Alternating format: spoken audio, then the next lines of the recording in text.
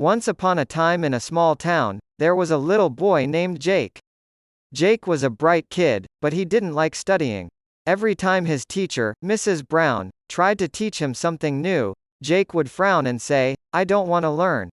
Mrs. Brown, a patient and caring teacher, understood Jake's struggle. She decided to make learning fun for him.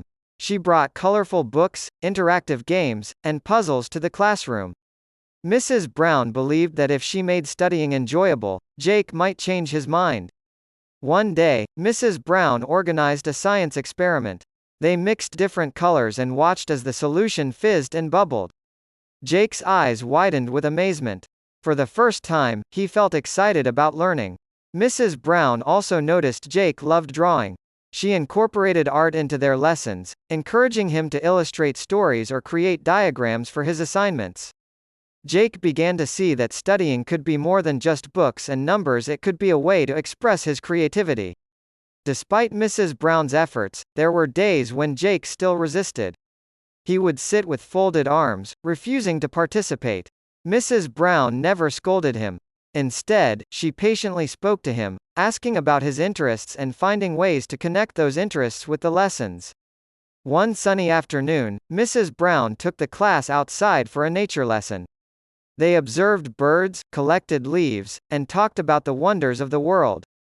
Jake found himself curious and engaged, realizing that learning was not confined to the four walls of a classroom.